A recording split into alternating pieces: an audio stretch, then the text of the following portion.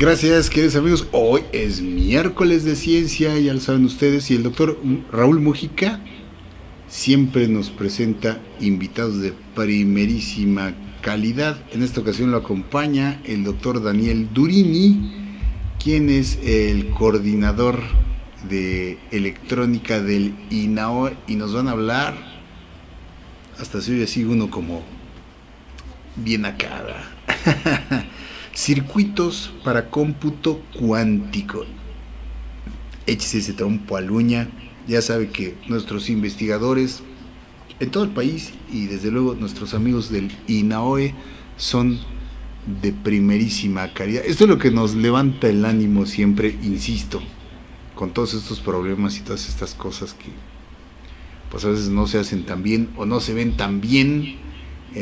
Hay científicos, investigadores, estudiosos que están ahí todo el tiempo machacándole y haciendo una labor realmente de excelencia, como es el caso de estos dos señorones, el doctor en astrofísica Raúl Mujica y el doctor Durini. Vamos a ver su material, adelante. Disyuntiva presenta. ¿Qué tal, Jorge? ¿Qué tal, amigos de Disyuntiva TV? Pues esta mañana nos colamos a un laboratorio que ya le traíamos ganas desde hace mucho tiempo, porque además aquí generalmente hay astrónomos, generalmente hay por aquí más astrónomos que electrónicos, pero ahora queremos platicarles de un proyecto muy interesante del doctor Daniel Durini que tiene que ver con cómputo cuántico. Así de exótico, ya sabes que suena esta parte de la parte cuántica. Y bueno, nos va a platicar qué es lo que estamos haciendo en este laboratorio, que es el laboratorio de criogenia, y cuál es el gran proyecto que traen con Alemania, por supuesto. Entonces, Daniel, buenos días. Buenos días. Oye, muchas gracias por darnos aquí unos minutitos. Gracias por invitarme, claro. Oye, sí. Primero, para poner en contexto, ¿qué es esto de cómputo cuántico? Bueno, pues el cómputo cuántico, digamos, es una nueva manera, probablemente revolucionaria, de hacer cómputo, pero muy diferente a como se ha ido haciendo de manera convencional hasta ahorita. Entonces, la diferencia principal es que hasta en el cómputo que conocemos todos, tenemos siempre dos estados. Tenemos bits que pueden ser 0 o 1, es decir, presencia de voltaje o ausencia de voltaje, ¿no? Prendido o apagado. Prendido, apagado, sí. En el cómputo cuántico, como dice su palabra, nos vamos ahora a las leyes cuánticas de la materia, nos vamos a las partículas subatómicas. Ellas obedecen entonces leyes cuánticas que normalmente, como todos sabemos, se basan en física estadística, ¿no? Entonces, la gran ventaja es que no nada más pueden ser 0 y 1, sino que adicionalmente pueden tener un estado intermedio que puede ser simultáneamente 0 o 1. Y por otro lado también pueden interactuar entre diferentes partículas al mismo tiempo, que tienen un fenómeno que, bueno, en inglés se dice entanglement, que es una interrelación, es decir, dos partículas que han estado juntas y se separan. Cuando modificamos una, resulta que modificamos también la otra. Algo como enganchadas. Como enganchadas entre ellas. Y entonces lo que va a pasar es que no nada más tenemos ceros y unos, sino tenemos ceros, unos, ceros o unos al mismo tiempo, y luego tenemos eso exponencialmente elevado al número de pares o número de partículas que están enganchadas entre sí. Entonces, dependemos de la ortogonalidad de los estados de los espines, por ejemplo, de los electrones de la materia, y el número, digamos, de las partículas interactuando entre ellos. Y entonces eso nos eleva el número de operaciones que podemos realizar simultáneamente de una manera exponencial muchísimo más alta de lo que podemos hacer con la computación tradicional. Es decir, el cómputo se volvería mucho más rápido. Muchísimo más rápido, porque todo se paralelizaría, ¿no? Claro, lo haces paralelo y entonces puedes hacer mucho más trabajo. Exacto. En el mismo tiempo de lo que hace una computadora normal. Normal, perfecto. Ahí, bueno, esta es la parte de cómputo cuántico, sí. Pero tú eres electrónico. Exacto. Y te dedicas a hacer circuitos, ¿no? Así es. Dinos, ¿qué vas a hacer en esa parte de los circuitos? Ahora, ¿cuál es uno de los grandes desafíos de la computación cuántica? Resulta que, bueno, uno de estos nuevos bits se llaman bits cuánticos o qubits, ¿no? O qubits. Son quantum bits o qubits en inglés, qubits en español. Entonces, resulta que estos qubits, que es la manipulación de estas partículas subatómicas, se pueden hacer nada más bajo condiciones muy, muy especiales. con materiales muy especiales como superconductores o semiconductores de los grupos 3 y 5, como arsenuro de galio, indio germanio. Y todo esto sucede, pero a temperaturas muy, muy, muy bajas, muy cercanas al cero absoluto, de algunos milikelvins. ¿Por qué? Bueno, por ciertas características, sobre todo de materiales de superconductores, que pueden inducir, digamos, estos cambios y mantenerlos para poder almacenar y poderlos manipular, para manipular la información y hacer, realizar, digamos, operaciones lógicas o aritméticas con ellos.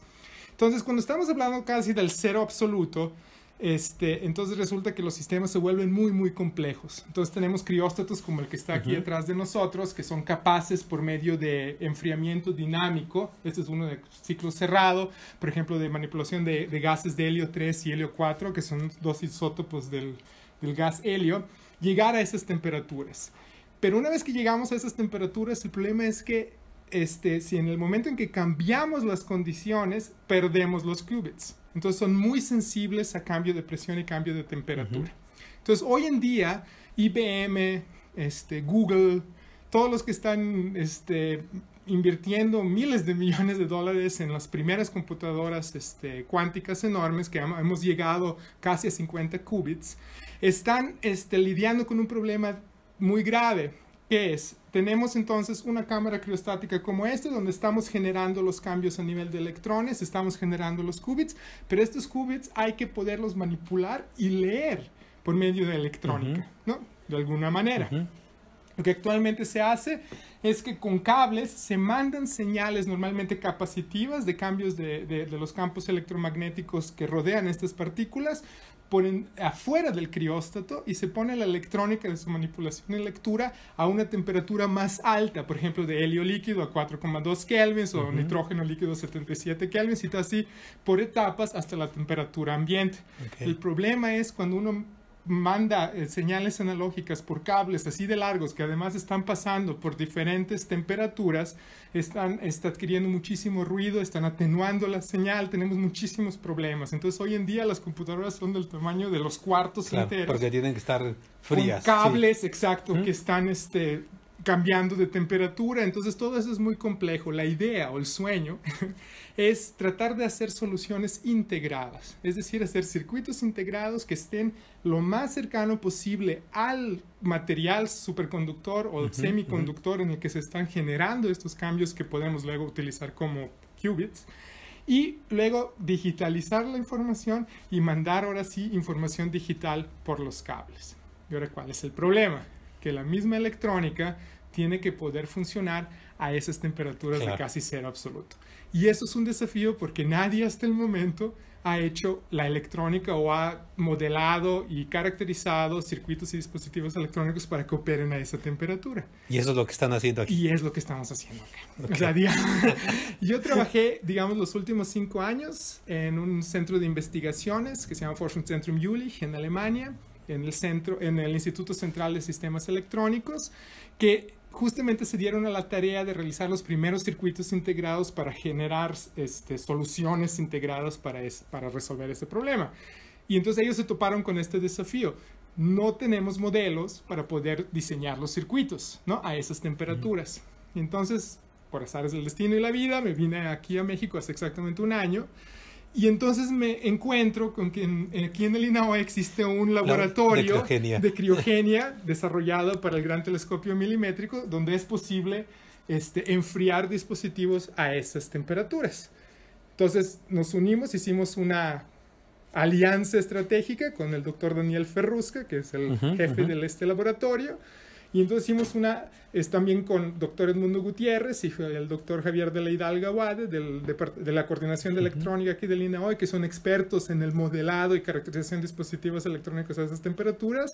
Unimos todas las partes y el proyecto ahora radica, que estamos haciendo, es enfriar dispositivos electrónicos a 250 milikelvins, tomar sus líneas características, tratar de interpretar todos los efectos cuánticos y todo lo que está sucediendo a esas temperaturas que actualmente no se ha estudiado. Nuestra gran esperanza es descubrir efectos que no se sabe qué son y poderlos explicar, y generar modelos que podamos dárselos a los diseñadores de circuitos integrados para que puedan diseñar los circuitos para que leer funcionan los qubits. en esta escena. Perfecto. ¿No? Esa es la idea.